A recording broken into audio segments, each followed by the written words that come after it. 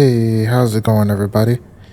I'm Slayers J, and welcome to my mini-series of mods I do not load without in Space Engineers.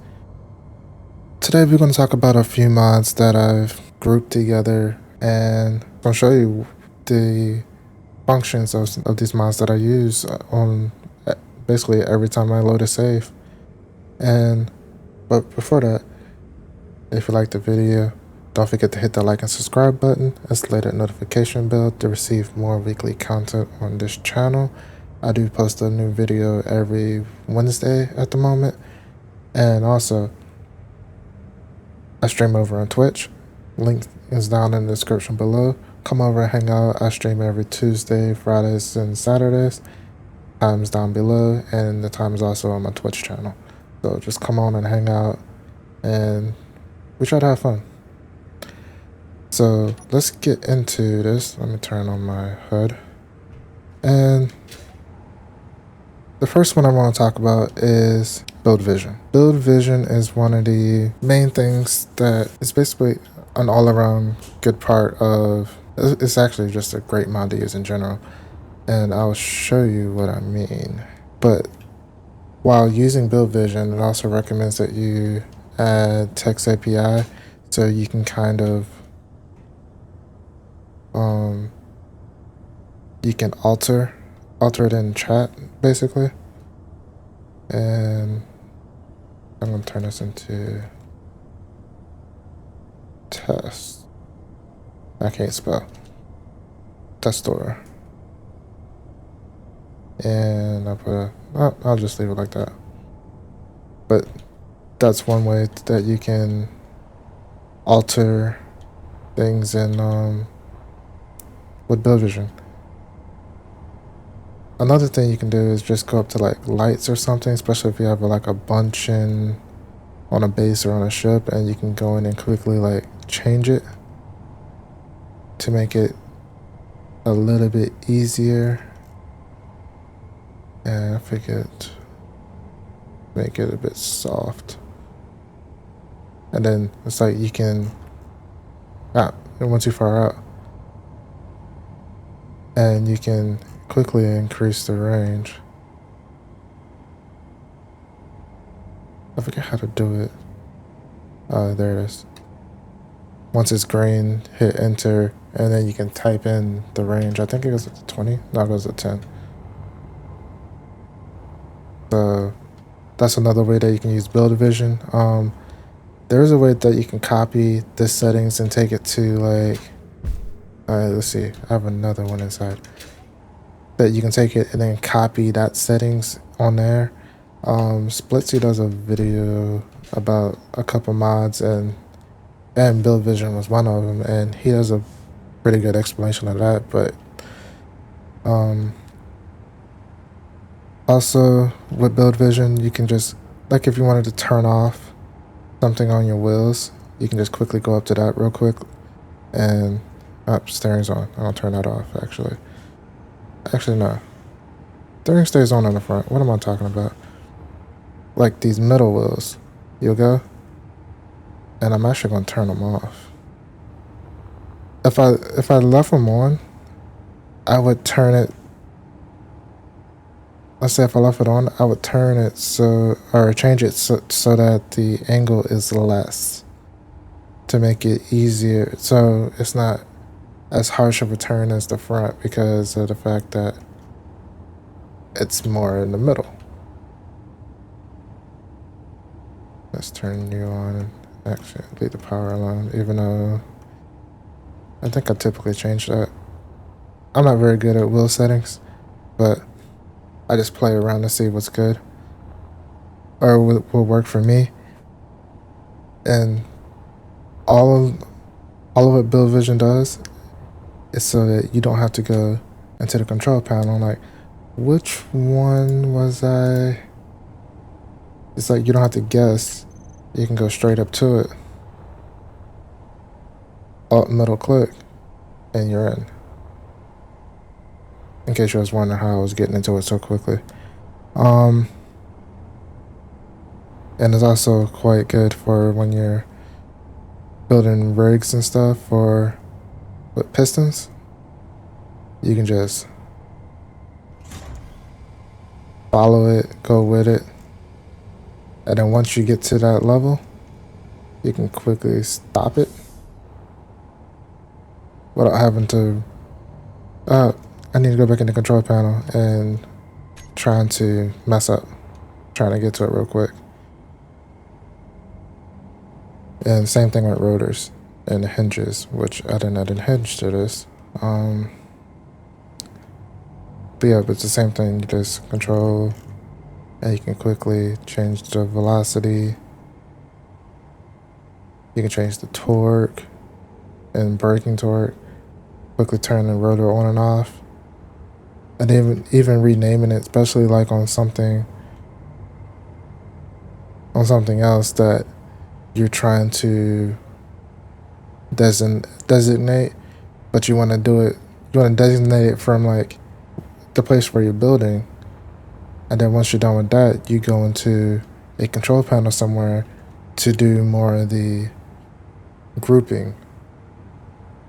So you can quickly name it from like while you're at the unit. And then once you're done with that, you go into the control panel elsewhere and you can finish it, basically. One of the next things I would like to talk about is actually BuildInfo. I mainly use BuildInfo for the check leak status. And right now I actually have I think I have it on default settings. No, it's actually missing something because there's usually something else that shows the orientation of the block right above the light block name on the right hand side. Usually it shows the orientation, but I have it mostly set to default because I typically don't leave the part on the left hand screen up that shows you the variance and everything and tells you which parts are sealable. I typically don't leave that up, and I'll show you how to get rid of the extra wording on the screen, and show you how the air tightness works. And you want to hit enter, hit F2, and as you can see, you go to mods, BuildInfo, and I'm gonna turn off Xbox.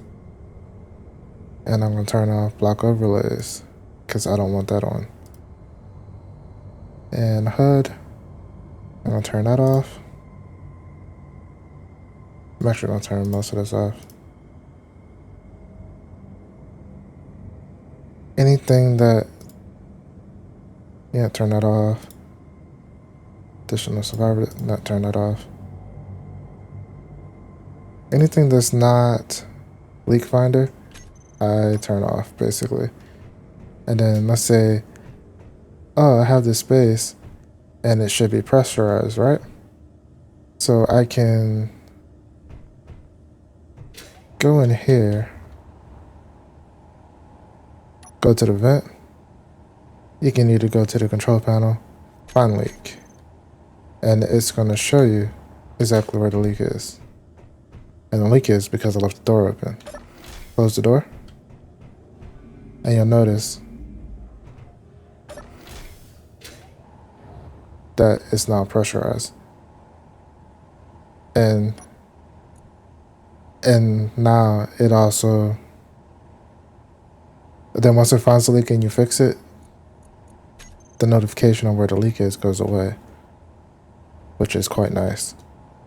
So that's how I use BuildInfo. I mainly use it for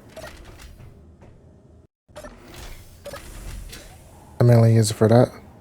And I typically, well, you can set up a button panel in here to either set it for depressurize and stuff. So like you come in, you can have this set to depressurize when you're trying to go out, but when you're coming in, you want it to come in and pressurize, so you not see it immediately walk into a pressurized space. but I tend to just give up the little extra,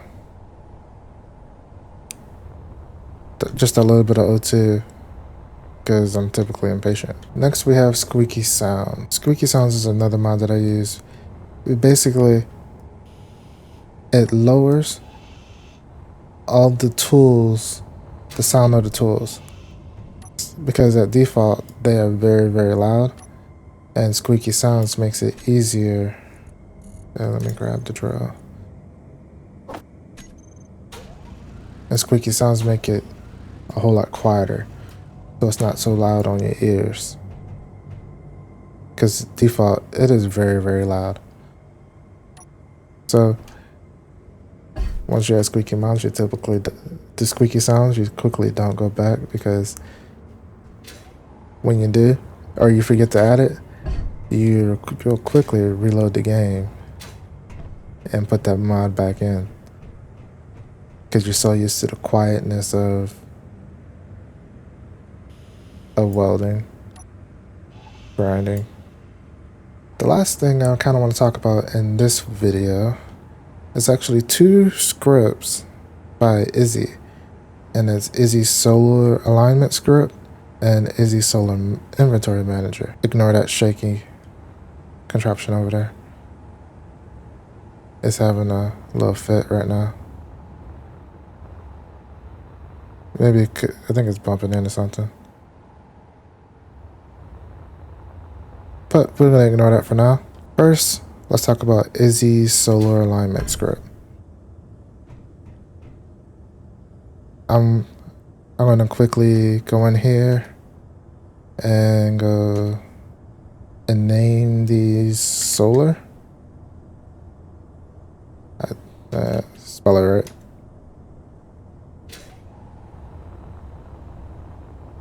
Because I don't believe I set up the group yet. So I'm gonna quickly go in and name these. Oops.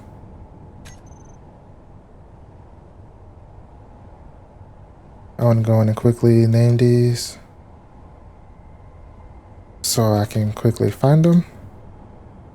Don't forget to hit enter once you're done. But there's 2 ways you can. Oops. There are 2 ways that you can use Izzy Solar Alignment script.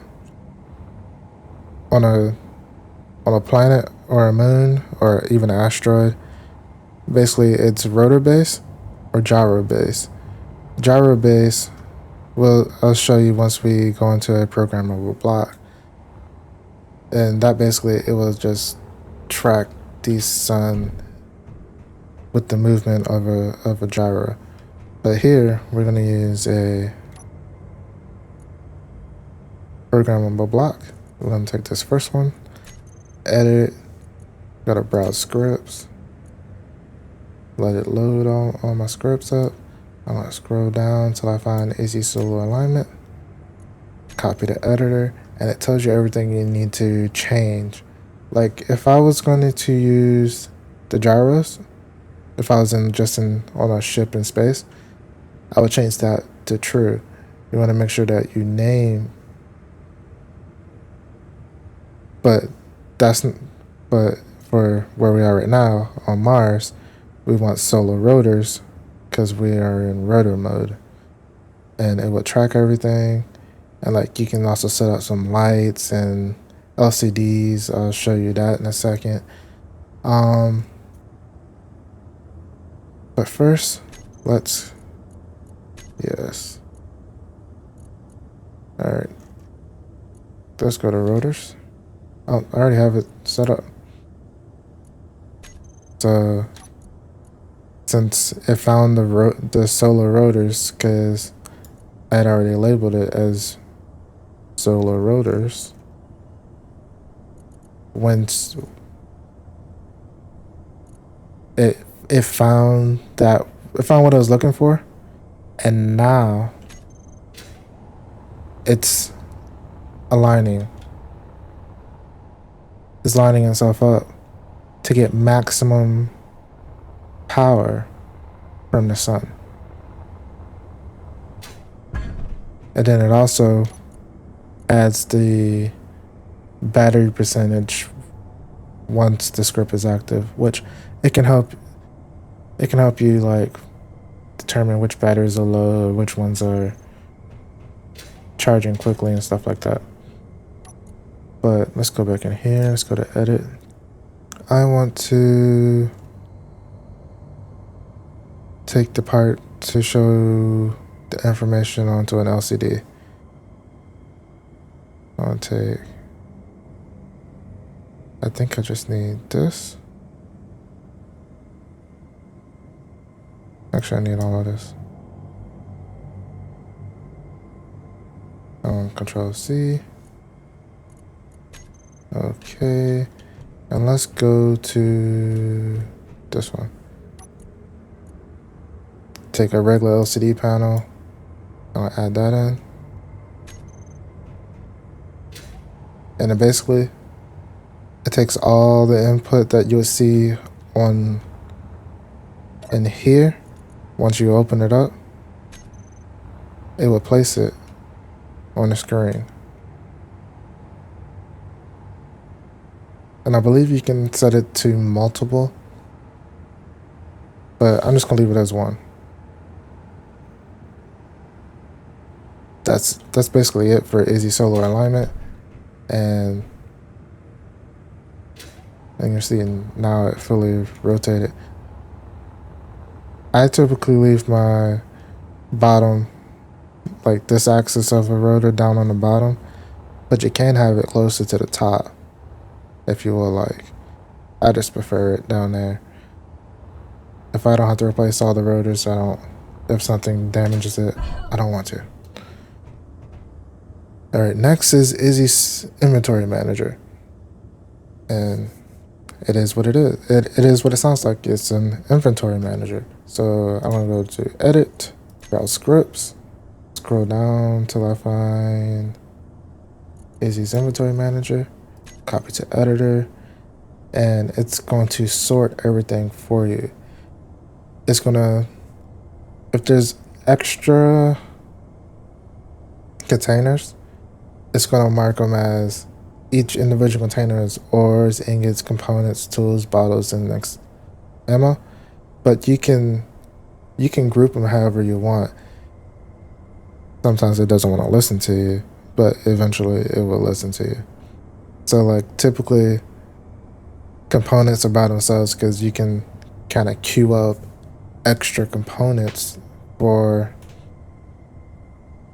extra components to make it easier, so that you always have a stockpile basically.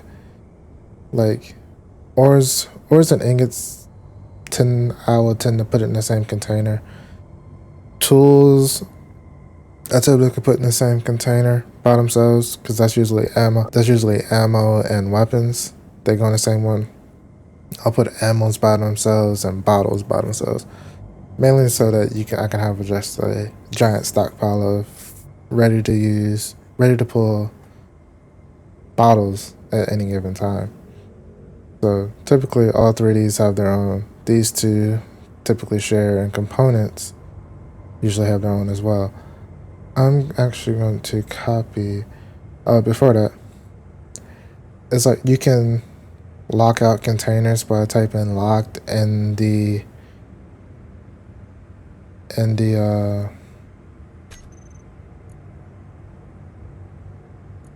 let's go to a cargo container real quick.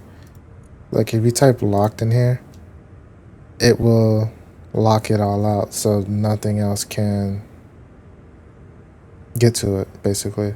So not so nothing else can get to it, so the inventory manager won't pull anything out. Everything in there belongs in there. Or you can make one special.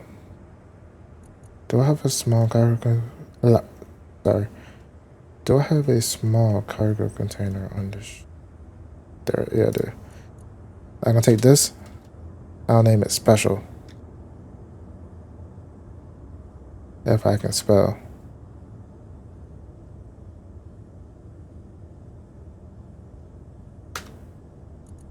And what special does is it makes it so you can, it will pull everything out that doesn't belong, except for whatever you designate to keep it in. Like, so like if you had a hydrogen-based ship, you can go in and make it so that it always has a stockpile of ice. Let's see, can we find any ice? Why is it always, oh, because I don't have any ice on the base. Basically, whatever is in your inventory, you can add a special line item. It will add that line item to the manager, and you can put like, I want to keep like 5,000 ice in that cargo container at all times. But another great thing about this is you can use those LCDs over there. Let's see. I gotta find the naming convention. The autocrafter, here we go. Enable autocrafting true. To use manually. But I want, this has multiple LCD support, so just add LCD. Oh yeah, this is what I want.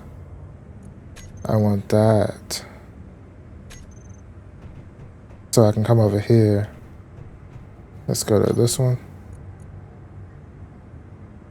Autocrafting 1. And this one. Autocrafting 2. So that way, like the more materials you have, like it can fully fill up. So it will just spread everything evenly between the two. You can also change the size, and then you can see current you have for, if I wanted more, let's see, let's go in here, go to custom. Is it in custom? No, it's in edit text. And what is the first one? Let's do something that we, like you would use in interior plate. How many interior plates? No, that's not gonna work. Alright, let's say you wanted to have enough for a couple reactors at once. You see you have currently 1,000. I'm pretty sure that's the reactor components, that third one. Yeah, the fourth one, my bad, I can't count. This fourth one is reactor components. You currently have 1,000, but you want to have enough for multiple reactors at the same time. So if you change this, I'll just say 2,000 and hit OK. What it's going to do is it's going to queue up the assembler to make all those components, which currently I do not have all the materials for.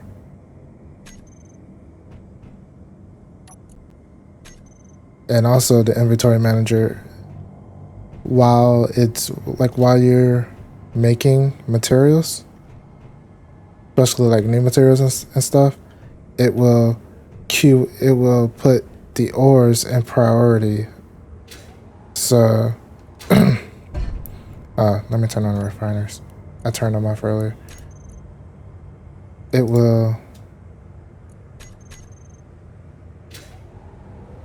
queue up, or it will change the order of whatever's in front. So like if you had stone, if it was processing stone and you needed something that needed a lot of gold, it would actually put the gold in front before everything else. And then once you had enough of that, it would go down to the next material that you needed the most of, and down from there. So it kind of like filters it for you, so you don't have to babysit everything. But that's basically it for this video. Yeah, those are the things I wanted to talk about. build vision, BuildInfo, squeaky sounds, and Izzy's inventory manager and solo alignment. So thanks everybody for coming out. Hope you enjoyed the video. I hope you find it helpful. And don't forget to leave a comment if I forgot something or could have explained something better. Leave it down in the description below. I would love to hear from you, and I will see you in the next video. See you next time.